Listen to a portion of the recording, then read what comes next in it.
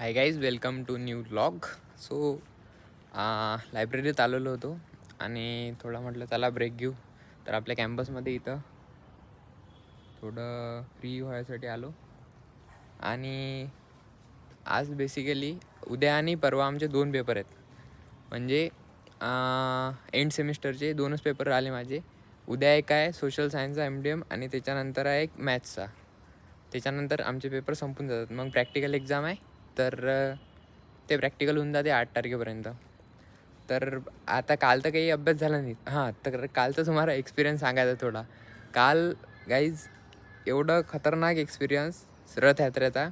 जर तुमची पण इच्छा असेल ना तर आणि तुम्ही कॉलेजच्या जवळ संभाजीनगरमध्ये असाल तर आता पण 14 तारखेला पुन्हा एक रथयात्रा आहे. तर तुम्ही डेफिनेटली एक्सपिरियन्स करा. तर जो एक्सपिरियन्स आहे ना कालचा, तो एकदम अनबिलिव्हेबल. आम्ही लिटरली सांगतो तुम्हाला की 2 ते 8 म्हणजे करीबन 6 तास आम्ही कंटिन्यू डान्स करत होतो, कीर्तन करत होतो, भजन करत होतो. लिटरली गाईज या लेवलवर म्हणजे आम्ही बिना थकता बिना याचा कीर्तन करत होतो. हरे कृष्णा ते कीर्तन तिकडे झालो. आम्ही रथ ओढू राहिलो, नाचू राहिलो. एकदम खतरनाक मजा आली काल. तर काल तर मग काही अभ्यास झाला नाही.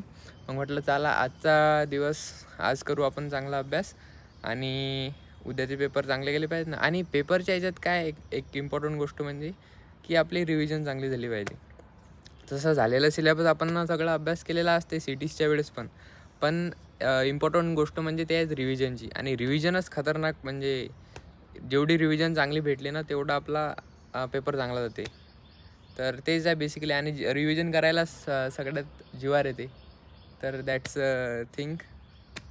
तर ठीक आहे गाईज, मग मी आजचं आणखी करतो कंप्लीट अभ्यास आणि त्याच्यानंतर आज अभ्यासावर जास्त फोकस करतो. कारण की उद्याचे 2 पेपर चांगले गेले पाहिजेत आहे ना. हे एंड सेमिस्टरचं थोडं हे झालं ना मग रिलॅक्स होऊन जातो मी थोडं. मग लागला तर कंटेंटमध्ये काहीतरी आणखी इम्प्रूव्हमेंट करायची आहे मला थोडी. सिनेमॅटिक शॉर्ट्स वगैरे आणि काहीतरी क्रिएटिव्ह थिंकिंग करून एक क्रिएटिव्ह कंटेंट बनवून थोडासा. तर ठीक आहे गाईस, आजच्यासाठी एवढंच. भेटू उद्या. जय श्रीराम.